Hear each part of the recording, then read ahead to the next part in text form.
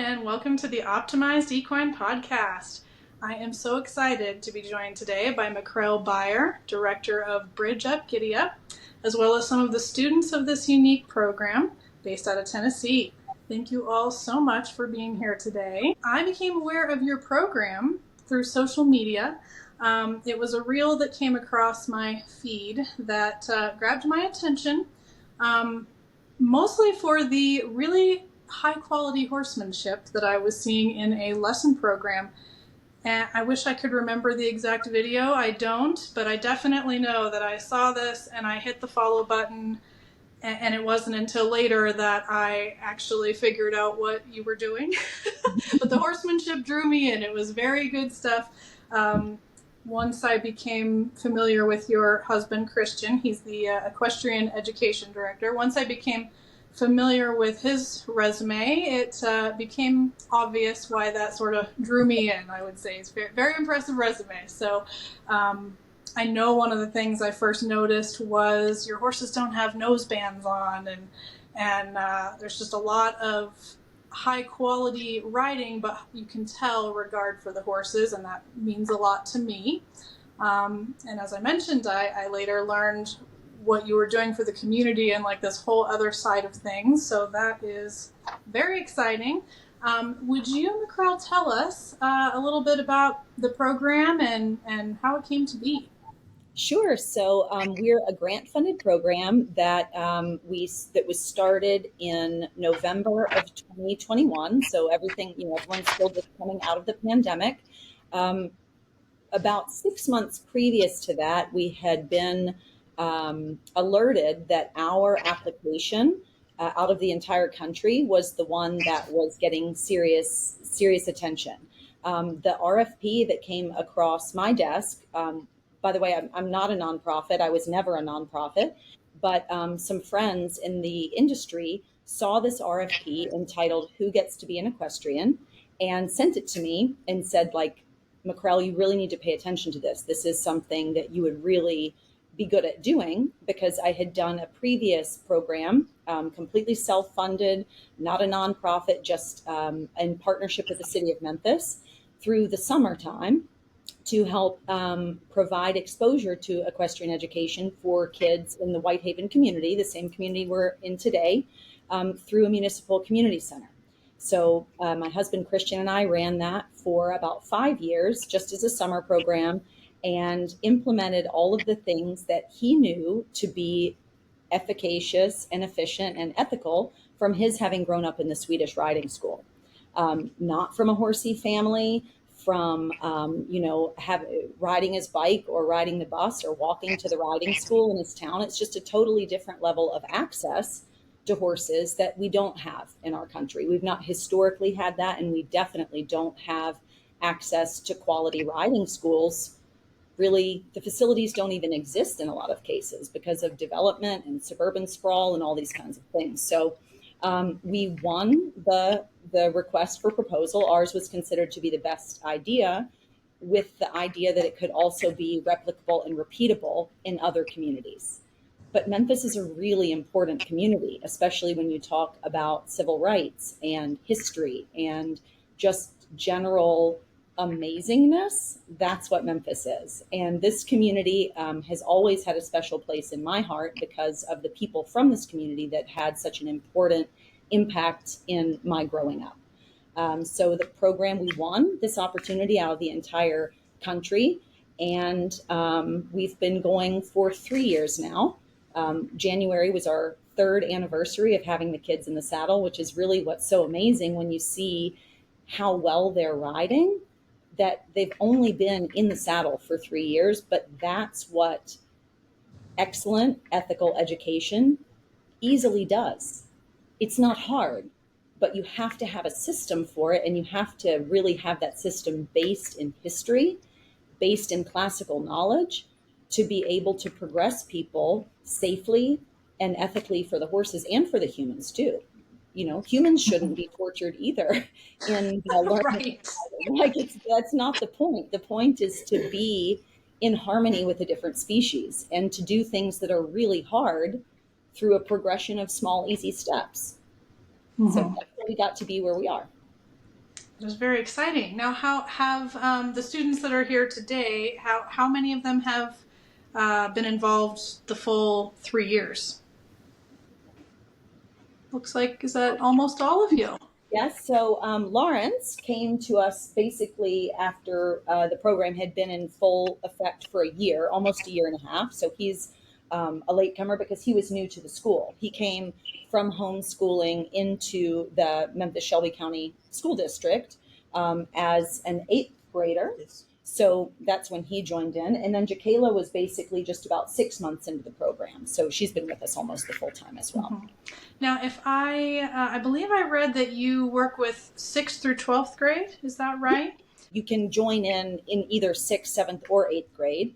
But the hope is that we get kids to be in for a full 7 years because, as you know, that's just the beginning of your lifetime with horses. 7 years in the grand scheme of things is nothing for a classical master's level education with horses. So the longer time that kids can spend with us, and ours is a year-round program, 5 days a week, and is very intensive over the summer months, which includes internships as well. So it's really a career-directed program, although we don't mind if the kids don't get into equestrian careers, but we want them to have the full benefit of learning and growing with horses for 7 years for whatever it is that they want to do. So this is in addition to your regular schooling, right? You have a full-time school schedule and you're doing this program 5 days a week. That is definitely a commitment. How, maybe it's time to dive into ask them. We can decide how we want to go around the circle there. But did anybody have horse experience when they started the program, or are they truly coming in with no horse experience and starting from the beginning? Okay. So when I started joining the program, I had no idea about horses. I didn't even know it was about, horses until my first day there. It started off at Havenview inside of the class where we just introduced ourselves, and I was kind of nervous in the beginning. But as I started coming more and more, I developed as a person, and it helped me improve in my emotions when I'm talking to people. It keeps me like motivated, and I strive to do a lot more. And so how long have you been in the program? You were in the whole time? Yes, ma'am. I was in here 3 years. Wow. Yeah, it sounds like you didn't know necessarily you wanted to get into a horse program. What is your favorite thing about horses or the program? My favorite thing about it is, we always learning something new, and it's never a time where you won't learn or experience something new when you're involved around horses. Yeah, that is for sure. Very cool. Okay, and what was your name, by the way? My name is Lavaris. Lavaris, thank you. Yes, ma'am. Hey, how you doing? I'm fabulous. How are you? I'm doing amazing. My experience in the program has been amazing. I started in my 6th grade year. Uh, it it was like me coming into something I never thought I would be able to do because I never really knew about horse riding for real though. So when I when I one day I got called to the office and they asked me, "Do you want to join this program?" It's like only school we're the only school that got this program. And I said yes, and it has been uphill from there. I've made new friends. I've learned to speak out more for myself. I've learned to just take more of a constructive criticism and just grow and then grow with your team too. It's, it's just a whole lot of just growing and you get into meet new people and like just making new bonds and connections. Mm-hmm. I like what you said. Horses for real, though, because now, having not come from a horse background, you may not appreciate the level of horsemanship that it is. Not saying you don't appreciate it, but you may not understand the different levels of horsemanship that exist out there. So like there's just the casual rider, and they may not know all the things that horses can teach us because they kind of just treat them like a motorcycle or something, you know? And so you guys have the opportunity to learn about it in a really sophisticated and well thought out way, which is super cool. Super cool. Okay, let's see who we have next over here. Oh, and tell us your name if you don't mind as well. My name is Marissa, and my experience with GiddyUP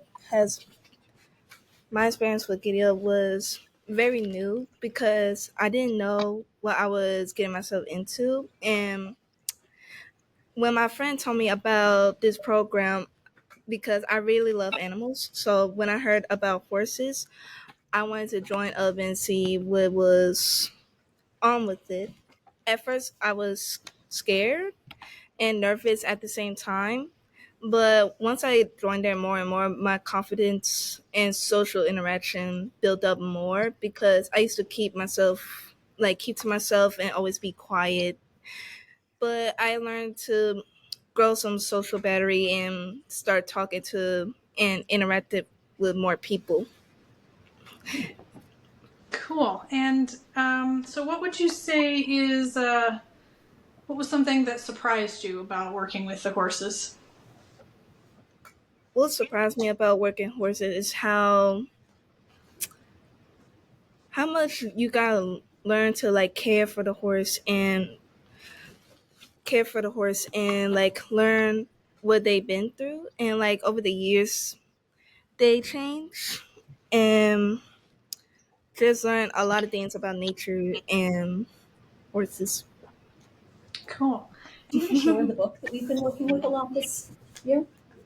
This Okay. Can you read that title for us? Meet the Neighbors: Animal Minds and Life in More Than Human World. Nice. Like it.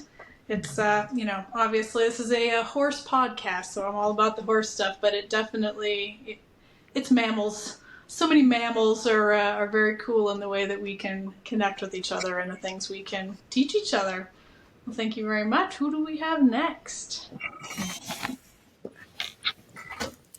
Hi, my name is Raven, and what I love about this program is I love how much horses will tell you about yourself. Like they'll tell you things that you never thought or that you've never known about yourself.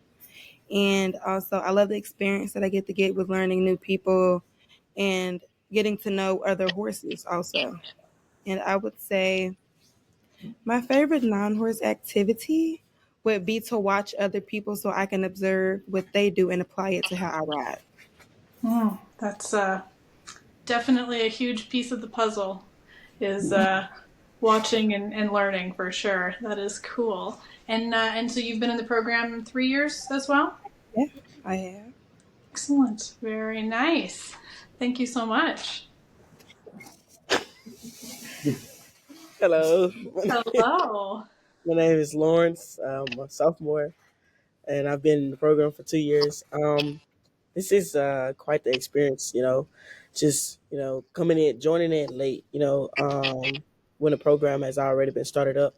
But, they don't make you feel, like, you're a newcomer. We all welcome into the family. This is like a family, like my second family here. I love this program so much. Something that it has taught me as, with the horses can feel your energy, So if you're having a bad day, the horses, can sometimes, well, not sometimes, like sometimes all the time, fill you up and, full of joy, You can get on the horse and get the rest, that just happened, We in the moment. So yeah, this has been quite the experience. Yeah, they are certainly masters of being in the moment and reminding us that we could spend a little time there as well. Yeah, indeed. I do think it's interesting how, we have different kinds of brains from a horse, certainly. But I love that they can help us with the way our brain is, and we can also help them thrive in this human world. You know, we can make their lives better with our the way our brains are. So it's definitely about working together and helping each other out in the ways that we can, and all the things we can teach each other. Yes, ma'am. Yes. All right. Thank you so much. Wow, nice to meet you. You too. Hello, you got this. No worries. Remember, we're just here in the moment, having a nice time. Okay. Thank you. My name is Jakayla, and I've been in GiddyUP for almost 3 years. Well, almost the full time. And what I love about GiddyUP is the things we do without the horses, like the time we spend together, and the things we do in the classroom, such as like talk about business and what we're gonna do outside of GiddyUP, and no, like art. Mm. And when I joined GiddyUP, I didn't really know much about horses or like anything in that category. Um, GiddyUP have taught me to like be more open and like like not to jump to conclusions, or to learn to talk to more people and not be so shy. I feel you there. I never thought I'd be doing a podcast, I can tell you that. I too am a shy person. So do you have a favorite horse? I do. Who's that? My favorite horse is Lulu, with the horse I ride. Yeah. Tell us about, you said Lulu? Yeah. Tell us about Lulu. Can I tell you about why I like Lulu? Please, yes, anything. So Lulu is my favorite horse is because Lulu's like kind of the same size as me, and she's not like she's just less scary to ride. And I built a bond with Lulu, and like Lulu has the same attitude as I do. So when I feel off, Lulu feels the same way. She feels the energy that I feel. So I feel like I learned more like how to deal with horses through her, because Lulu does have like an attitude, and I learned how to like, I don't know, like work with like different type of horses. Yeah, love that. That's awesome. That is awesome. Thank you so much. Hi there. May. Okay, I'm gonna be quiet. My name is Jamia, and I'm a sophomore. I've been here the full time, and I'm on what side it? Okay, I've been here the full time, and GiddyUp has helped me like a lot, because like, okay, let me think. Yeah, no worries. You can tell me something fun. You can tell me something hard. You can tell me anything you want. Tell me about a horse you like. It helped me because like I learned on top of a horse that sometimes I can't control my own breathing. Mm-hmm. And it's scary.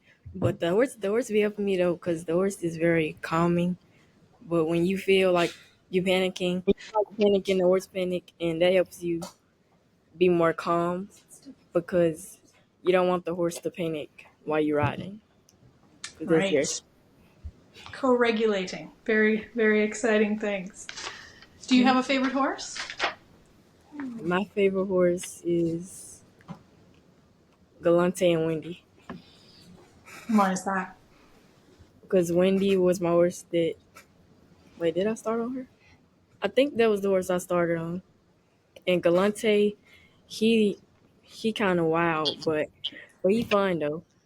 You just can't pet him. He's gonna bite. Gotcha. Okay. All righty. Very good. Thank you so much.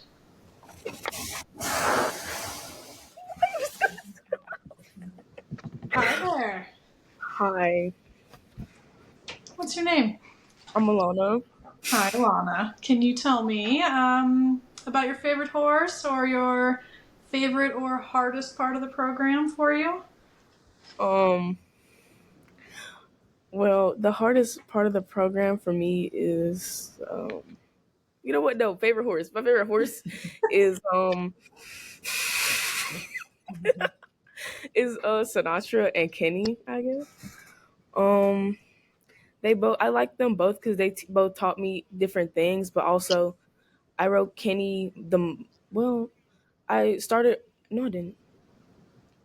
I mostly rode Kenny, but I switched over to Sinatra, and they both taught me so many different things about myself and how I ride. Kenny taught me to be gentle with my hands and like my heels. And Sinatra is teaching me how to be more um, decisive with what I want to do. That is awesome. That's a very important skill in horsing and life. That is for sure. That is for sure. But I think it's good the order you said that in, because being decisive but not being perhaps very gentle about it can lead to not great outcomes. So I think that's cool. The order you got those in, exciting. And you've been in for you said 3 years. Mm-hmm. Very well, excellent. Thank you so much. Do y'all feel like that's a good angle? This way, just a little bit. All right. Okay. Right there. I've got my tech team with me. Okay, perfect, perfect. Now, so you mentioned this is something they do outside of school, so obviously it's definitely a big commitment. And it sounds like from what they have said and from some of the things I've read, it's a lot more than just riding lessons. You know, there's classroom things you've talked about. I was reading about the healthy meals. I mean, gosh, there's like so many factors going on. So tell us a little bit about that side of things and how you do it. You must have some really fabulous people helping you get all this done. We have a very tight schedule every single day. So that's, I think, part of the thing that really is one of the most impactful things for young people is to realize how much effort goes into learning. So if you're efficient with how you get things done, you get the opportunity to do more things. So every single session that we have involves rotating through stations. So from the moment that the kids get off the bus at usually around 3 or 3:15 in the afternoon, everyone knows exactly what they have to do, which is how it has to work in a stable too. The more horses that you have and the more training that you have to do and the more lessons that you have to teach, the more efficient you have to be. So one group rotates through stable management programming, which would be cleaning the stables and feeding the horses and taking care of the equipment and taking care of the facility, while the first group rides in their riding lesson. And the third group might be learning a theoretical lesson, a hands-on lesson from our curriculum. They also have required at-home study on our online platform. So that is, it's a no cheating kind of model because the new information is only unlocked by passing an assessment at the end of each module. And they have to do it. I mean,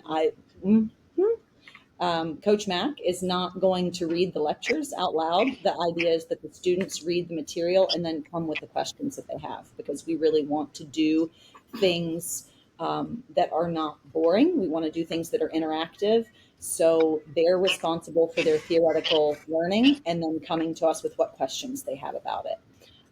We have reading for fun at least once a week. So we have an entire library that has a lot of equestrian literature. We have a partner with Trafalgar Square Books where during the summertime especially, we are given assigned reading. That's the only time that we have assigned reading. Normally students are selecting whatever they want from the library just to enjoy for sort of downtime, meditative time, fun. But during the summertime, our students are assigned books and then they give reviews to the publisher. So that's a really exciting, fun thing to do, and really helping elevate the idea of reading as an equestrian to gain knowledge. Like there's a never ending amount of information that you can learn, but it's not always viewed as the most popular thing to do. And I think what is the most impactful thing that our program can do for the equestrian world is to really continually reiterate what a responsibility it is to be an equestrian, that we don't just do this because we can do it. We do it because we care very much about how it's being done, and that every single person that has the privilege of using horses to make themselves better realizes how much better it is for us if we also do the best for the horses. Mm-hmm. And that's usually not the easiest thing to do. It's usually tricky and requires lots of balancing and constantly reassessing. Are we doing the best thing for the horses? Because when we do the best thing for the horses, we learn to be the best versions of ourselves. It's necessarily challenging, right? So that's what I really hope that we're able to show. It can be done, and it can be done to actually reach a top level of sport. But if the top level of sport is about abuse, that's up to the sport to change. Mm-hmm. We're up to show that you can do it the correct way. It will take time and it will take a lot of effort, but it also incites a lot of joy. And that you're never, ever done learning. I think there's not enough opportunities, I'm so thankful for horses being mine, to teach that kind of learning, and not like, here's a course, and there's courses, and there's all these things that are so fantastic and really awesome opportunities to learn, but it's like open and closed, and now you're done. And it's like, no, like the real learning happens, and we're never, ever done. You're never done, you know? And that's the beauty of riding as a sport, right? Or as a hobby, is that you can do it into the advanced years of your life, and you will continue to get better rather than to lose your advantage as you get older. As long as you're not riding or relying on riding with strength, which is unfortunately what we see so much. Mm-hmm. And it's at the root of so many problems, of course, for the horses, but also for the humans. It's not a joyful way to ride with strength, because you'll never be the strongest part of that team. It's never, ever going to happen. My husband, Christian, was at the Pony Club convention recently. He was invited to be a speaker, and actually didn't speak about the book that he wrote, but spoke about the importance of correct breathing as a rider and the understanding of correct breathing as an instructor, because of whether you're in fight and flight or rest and digest as you're learning. And what you were saying just reminded me, he picked up this book, journal from a woman there. She was out of the books, but sent this back with us. And I love it so much because it's a journal called Love to Ride, a journal for people with a passion for the process. And that's like, it's a nice book. It's mostly just for you to have your reflections, but there needs to be a lot more of that kind of talk and verbiage and language in our world, because of course there's things that you can achieve, but that's not really the goal. Like, competition with horses isn't the goal. Learning and training and developing to be healthy, happy horses and humans together is the goal. And competition is where you should check your progress. But that's not how sport is set up. Yeah, generally. I love that passion for the process.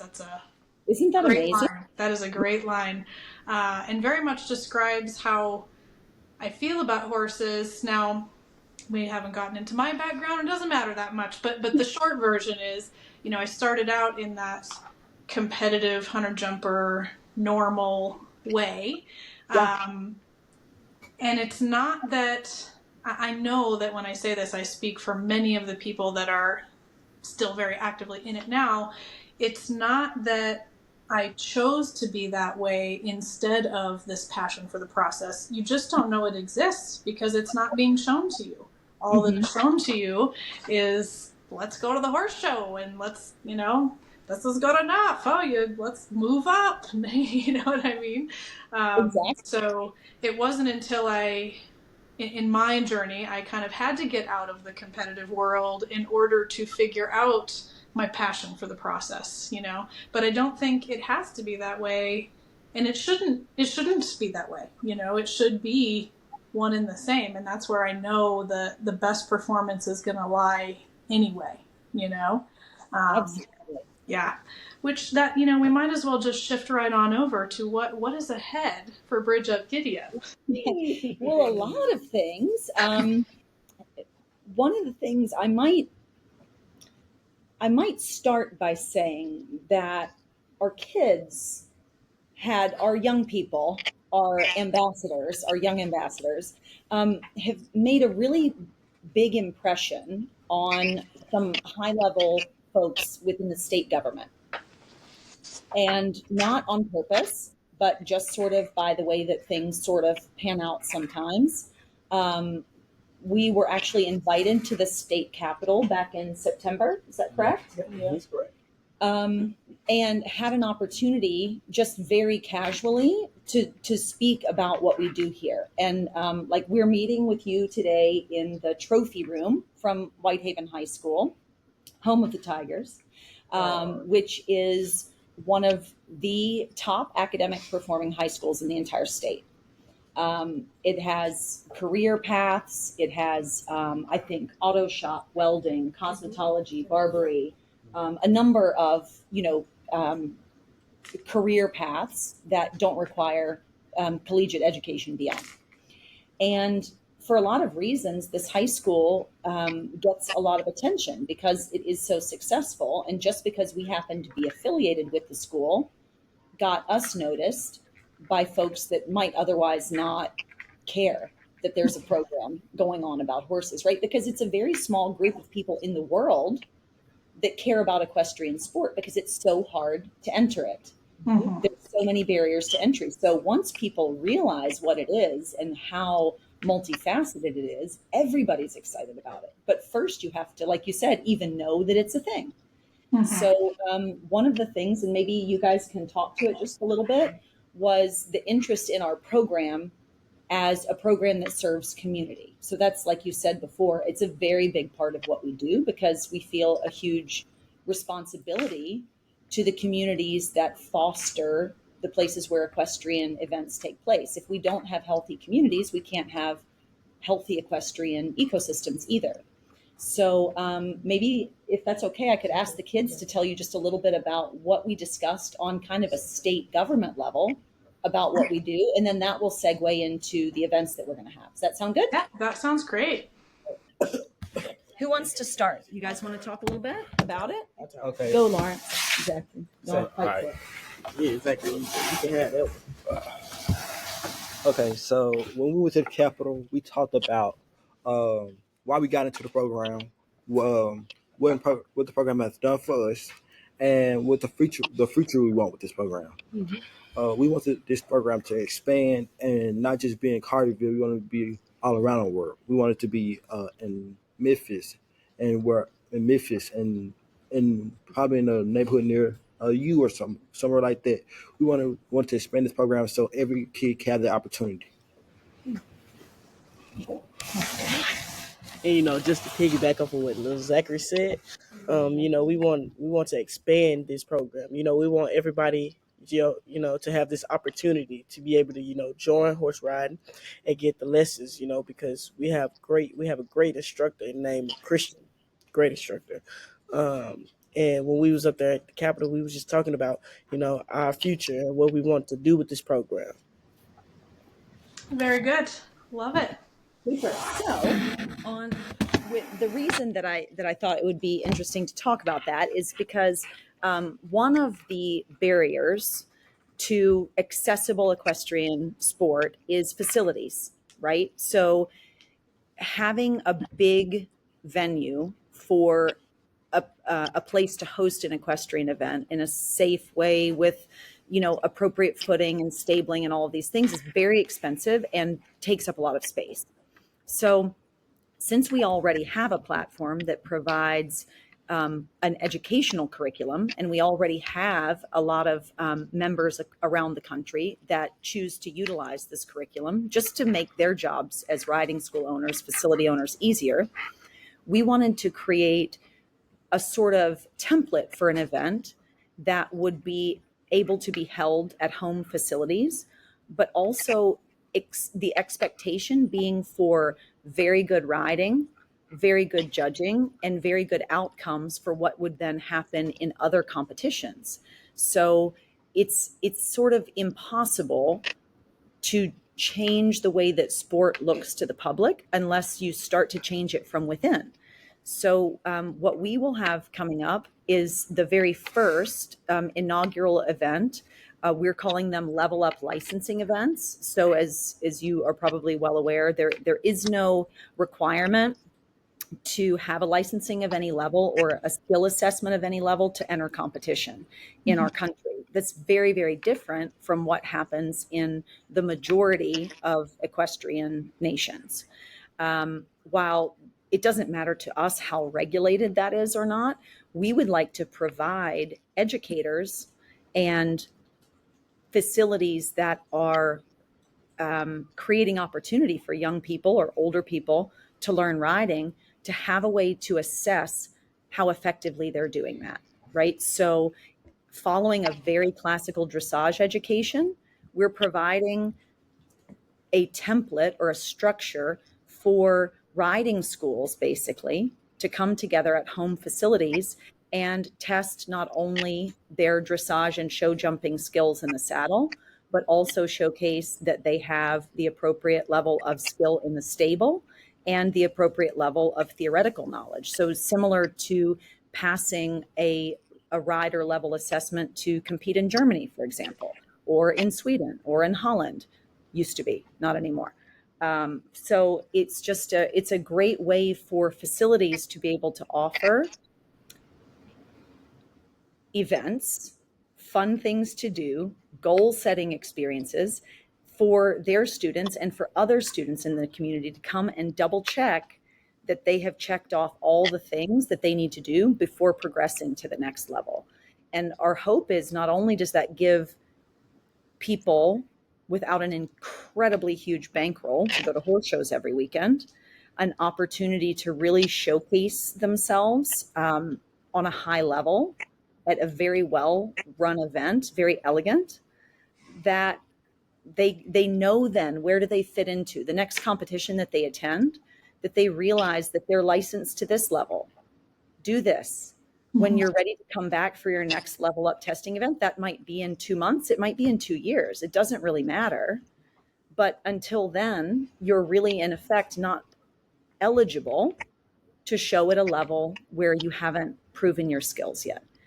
And that shouldn't be like not fun. That should be more motivation to learn and to improve yourself as a rider. So that's what we're hopeful that we can showcase can be done at a low cost for event organizers, and maybe help the horse show community too, because we all know that with bad pictures at horse shows, the possibility to hold more horse shows gets less and less. And with the Horse Protection Act coming into play here very soon, if it goes, it's going to be really important, really, really important that our industry shows that we are trying to make a difference so that these bad pictures don't show up anymore.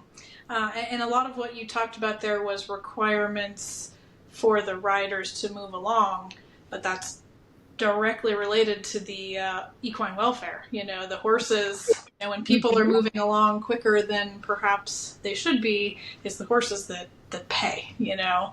Absolutely.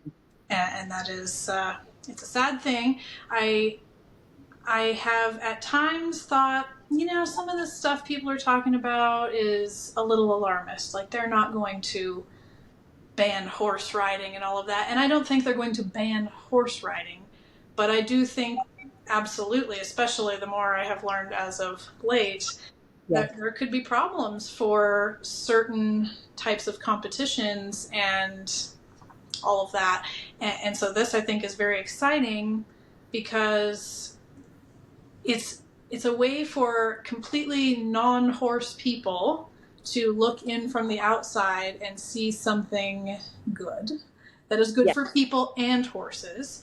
And also, like I mentioned before, it's something that horse people can see and go, you know, maybe this A circuit isn't for me.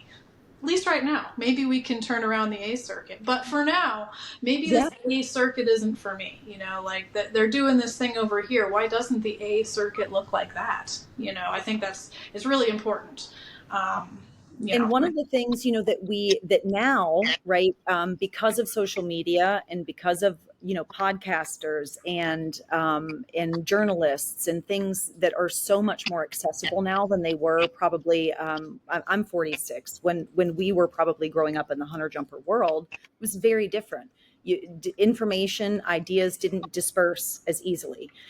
So now's a really good time because one of the requirements for facilities that host these events would be to provide high quality live streaming with full arena views and full views of the collecting ring, because the idea is to be totally transparent.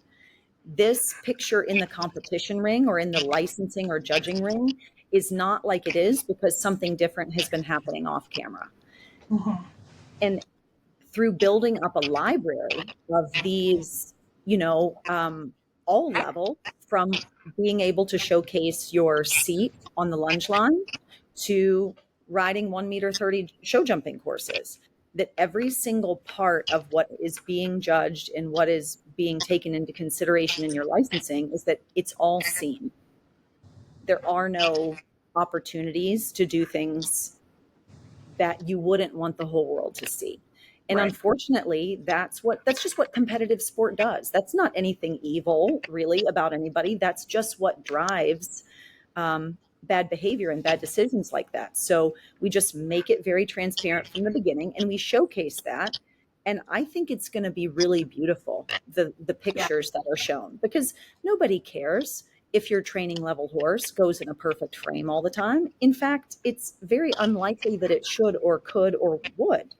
So when you have a different expectation, which is about harmony and not manufactured behavior, unnatural things, people's viewpoint is going to change very quickly, but it has to be done high quality and in a very sort of documented way that then we can go back and look at those things for fun and for educational purposes too.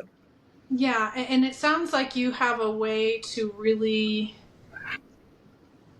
talk about and reward the basics. And I think in the other horse show world,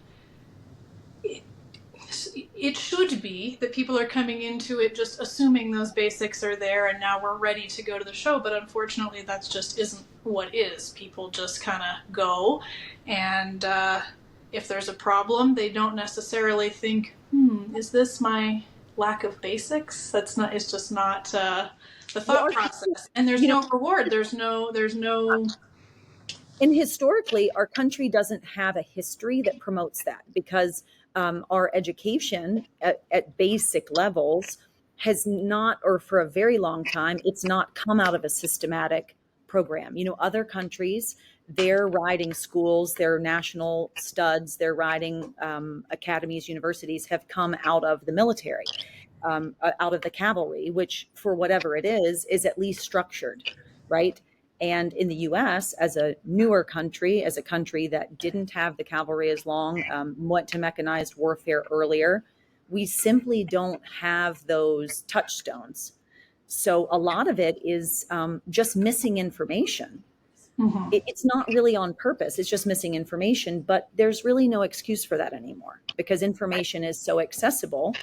And there are so many people like us. I think you probably run into more every day that are excited about promoting that. And we all know that that's where the beauty and the harmony comes from, is the basic. It's not the fancy things that you put on at the end. Yeah. So that's the way to get there.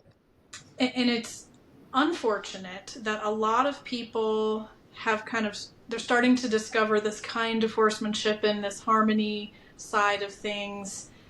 And they think then that that competitions have no part of it. You know, they kind of throw that out. And I think that's a sad thing. You know, I think it doesn't have to be that way. And I think Mhm. doing sounds like the bridge to keep that in there. I just Yeah. used the word bridge. I wasn't even on Yes. purpose. Look at I- me. that was Look at great. me.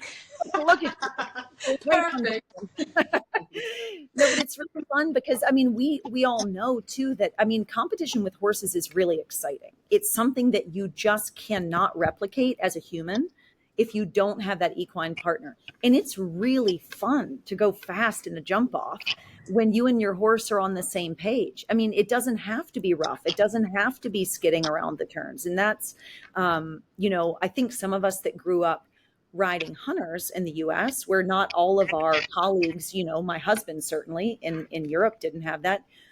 For whatever the hunters are now or ever were, it really does develop kind of a love for fluidity and beauty and, you know, beautiful jumps and beautiful moving horses and things like that.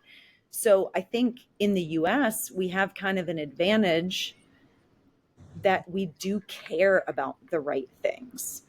We did grow up riding very hot thoroughbred horses, and we had to develop a lot of things out of our back pocket because we didn't have as much knowledge or as much access to knowledge for a long time.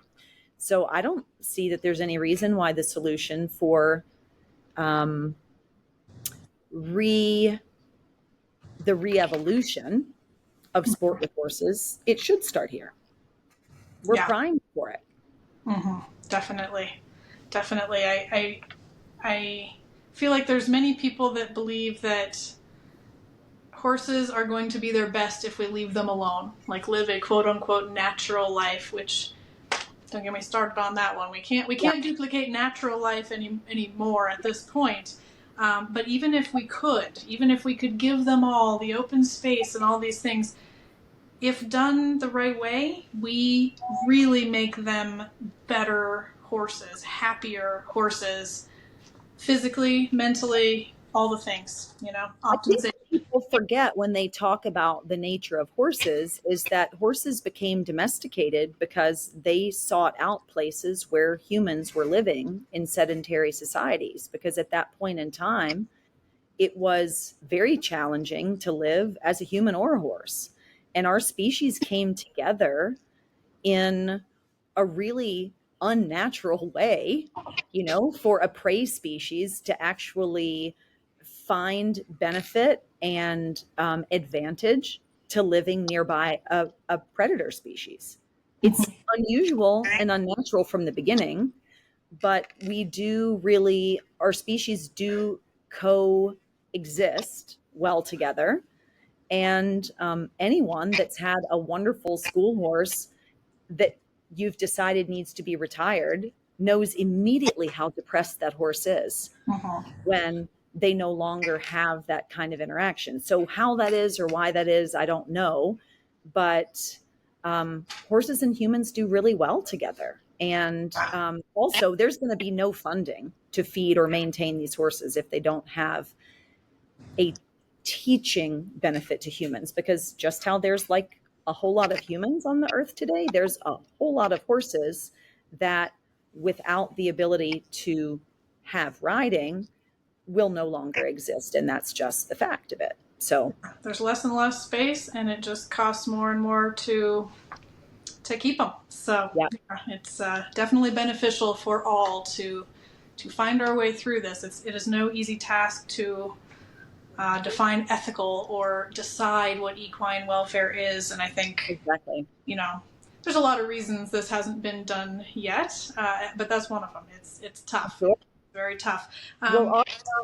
One final thing I just wanted to make note of was in this effort that we have to potentially expand or really develop first an event facility in the city, very nearby here where the kids are, which would grow into an equestrian facility in its own right eventually, is that horses are such a wonderful door opener for caring about land stewardship, ecology of the place that you have. And our farm in Collierville, 35 miles from here, has been over the last 10 years really it's become a rewilding place.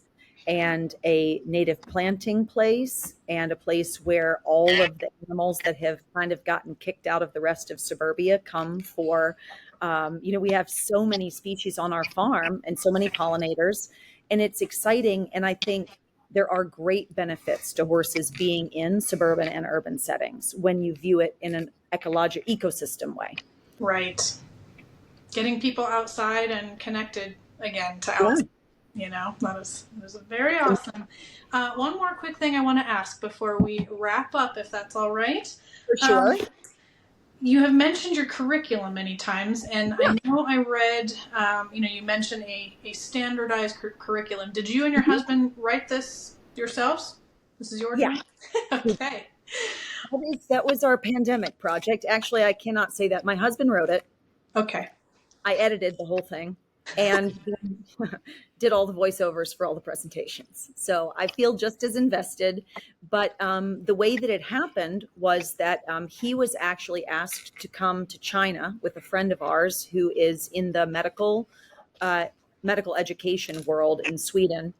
We got to know him well, and he was doing a lot of work with medical schools in China. And as he would go back and forth, he noticed that more and more riding facilities, riding schools were opening in the Chinese countryside.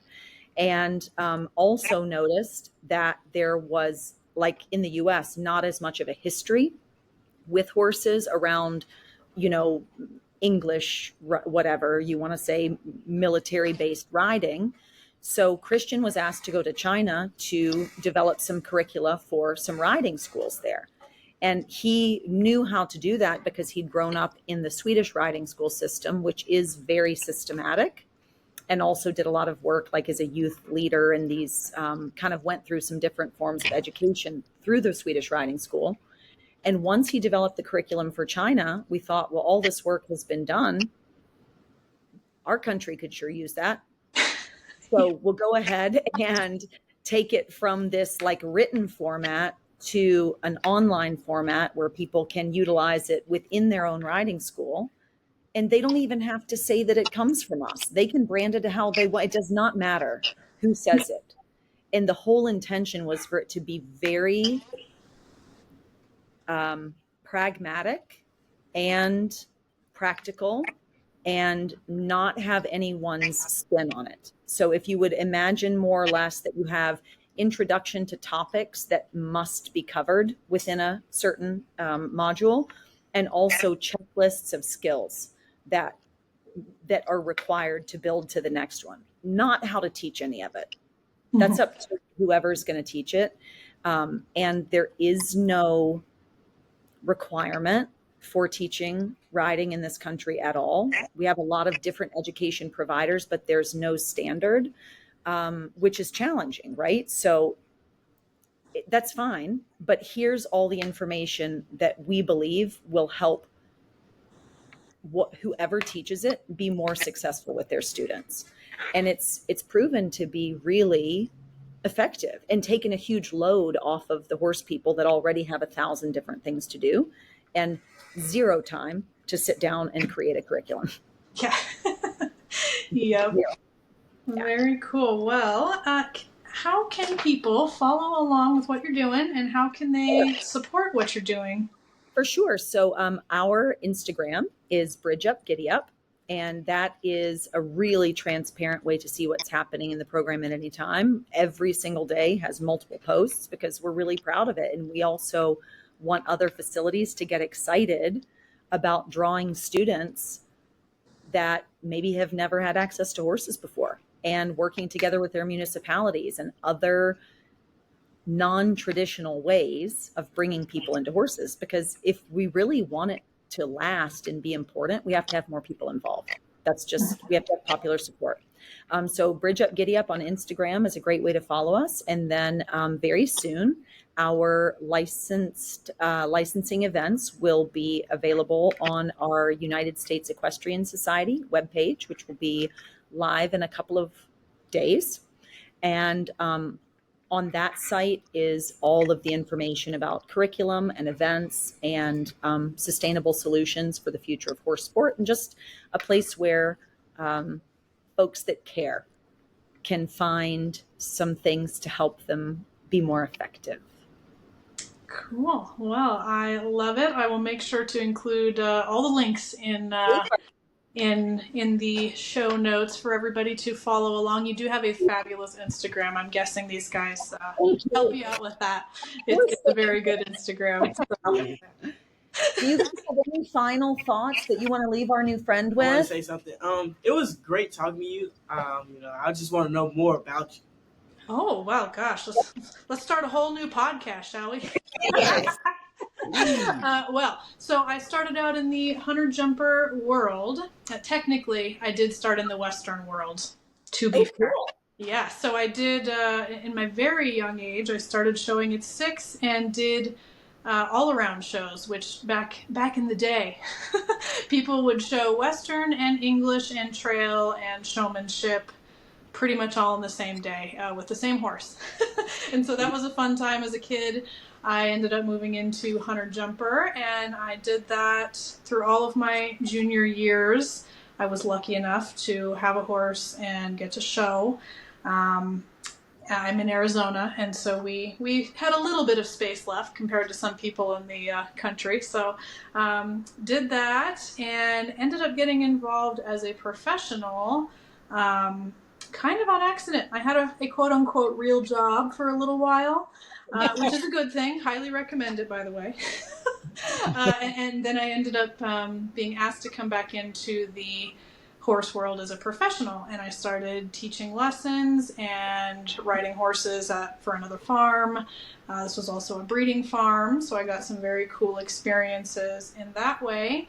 And a very long story short, I kind of detoured out of the hunter jumper world because I bought a baby horse from the breeding program, and I wanted to learn how to start him myself. I had never done that before, and the way that it was done typically in that program was the baby horses would get sent off to some cowboy, and he would start them under saddle, and then they would send them back, and we would take it from there. And I wanted to learn how to do it myself, and that basically opened up a floodgate of learning for me. As I mentioned, I kind of just did this show thing and did what everybody else was doing, and I wasn't, not to say I wasn't learning and getting better, but I wasn't learning really new and varied things. I was just learning the same thing over and over and over, get better and better and better at finding a distance and sitting quieter and all this stuff that is important, don't get me wrong. But I didn't learn about what I would consider now to be real horsemanship until I kind of went down this rabbit hole of trying to learn how to start a horse from scratch. And that took me a whole lot of different directions, where I learned about nervous system regulation, all kinds of stuff about biomechanics and how the horses move and how we move. And then it kind of took the direction of, I was very much in my head. I was very in my head, and horses and this little rabbit hole helped me find my way into becoming more mindful, becoming more aware of my body and all kinds of things, becoming more open-minded about other people. And I think in a way, learning how to be kinder to myself, because for a while there, I had a long time where I was pretty hard on myself about the way that I used to train with horses and all these things I did before I knew better. So that was a really big piece of getting to where I am now, is kind of accepting what I did back then, and that allowed me to get deeper into learning what I know now. So hopefully that was a quick summary of of a life with horses there. Oh, and I would just love to say how I love hearing that from you, because I had a very similar path, right? Just thinking that you have the dream job because you ride for this stable and you ride at these horse shows and you get to show these kind of horses and whatever. And, but I think, and I did have the same, like really disgust with myself for being naive and ignorant about, like, just how, with what I know now, how once you know, it's hard to know how you didn't know better. That's the hardest thing. I know. It's hard to, yeah. But these experiences are exactly what make us able to go out and inspire other people to be able to skip all that, right? Because like if you haven't known it or experienced it and you don't see the contrast in it, it's really hard to be able to explain. And I don't like to talk about the negative things because I feel like always, have a positive vibe and what have you. And that's really one of the challenges in explaining the importance of why this way, because we all just do this way because that's what their full experience has been. Mm-hmm. And it's only when we go to outside events where they see that other people don't practice these same things that it's almost like there has to be a little bit of that dark to make you know how bright you want to shine your light on this. Yes, and I know in my case, it has allowed me to teach people and help them kind of leave that world and go to a different one. Now, yeah. I think it's much more fun and exciting to talk about these guys who are starting out like this. Like, that is so exciting to me to think, gosh, where will they be without all those decades of baggage and untraining I had to do to not ride a certain way anymore, but it's also been a gift to show people how they can do something else. There's so many people that just do the thing and they have no idea how to be any other way with horses. They have no idea what to do. If they don't go to their little lesson barn or their training program and their horse shows, it's like they'd have no clue what to do with a horse and how to connect with a horse or what that horse might be thinking and all of that. So it's been very exciting. That's what the most powerful part of our relationship with horses is, right? Is to have access to that thing. And I think that that's one of the things that maybe will help cross over more into the mainstream through what we do and how we promote it, is that everybody that does see the kids ride at the regular horse shows, they're just mesmerized, right? And these are people that maybe are still in the stage of not really knowing what they don't know. But boy, when they see it and they appreciate it. And that's what's been so has made me feel very optimistic about our future, is that we both know how we felt when we didn't ride with strength anymore, right? Like, didn't your body just stop hurting all the time? Yeah, it is amazing how sore you used to be and how, like, I can go a while without riding and ride now, and it's fine. Hurting back in the day when I was doing all that, and I'm like, man, I'm so sore. And my muscles are working way too hard, weren't they? Way too hard. Exactly. We have the saying that, it's our mind that should be doing the majority of the work when we ride, and the horse's muscles. Like, if you flip that, it's really not a good equation. No, and they're always going to be stronger. There's no way around that. But I think it's exciting and it's hopeful that by bringing a fresh group of people with a basis into an existing kind of ecosystem, that it's revered and celebrated. And I think that that's going to want to draw more people to what we do. Mm-hmm. I think it's going to be helpful. We'll see. Yeah, I think so. And I mean, I think there's no way that people cannot notice the way that your lesson horses look and go. And like I said, you don't use the nose bands, and as far as I can tell, I don't think you even use martingales. I don't know, but I haven't seen. You don't even have a martingale. The theory, I was like, everybody, this is a martingale. See it? Okay, remember, that's it. Yes. You know what? When we went to the first horse show, it's an unrecognized show, right? But everybody has to ride dressage if they want to ride jumping. So that's just how it works. And of course, we got the lecture from the judge, and everybody, big notation on the scorecard. You do know that if this was a recognized show, you would be eliminated for not using a noseband. And I was like, well, do you just prefer for it to flap in the breeze? Because that's how loose it's going to be. So you decide. To me, the optics of it are much more beautiful. but now you see that we have a rule pass, or I think passing soon, that you can ride without a noseband if you want to. I mean, yeah, that is very exciting. That is very exciting. And I personally love the kind of communication you can have with a bit. However, yes, I think it is crazy that they won't allow bitless if one chooses. That's insane. That's insane. it's so weird. It's just the weirdest, but I think it's fear-based, because then it's like, well, why do we actually allow this? Yeah. It's a whole thing. But anyway, yeah, I think it's going to be amazing. We're so glad to know you, and we're so glad that you found us on social media. Yay. Yes, thank you so much for chatting with me today. I have never had this many guests at once, so I am super pleased that you all joined me, and thank you so much for introducing yourselves as well. You are also invited to come to us anytime. We would love to have you. Yes? Do you guys extend that? Yes. Be exciting. That would be exciting. I've never been to Tennessee. Oh, it's really fun. And we also go out and listen to music. Like, we don't just stay at the barn. Or sometimes we bring the music to the barn. Yeah. I like it. I like it. This sounds good. I see a trip in my future. I love it. All right. Well, thank you so much, you guys. That's a wrap. Thank you for listening. If you can, please rate or review the show, subscribe, comment, share with a friend. We also really appreciate your participation on social media. Anything you may be called to do will help us reach new listeners and help the style of horsemanship to flourish. Until next time, happy horsing.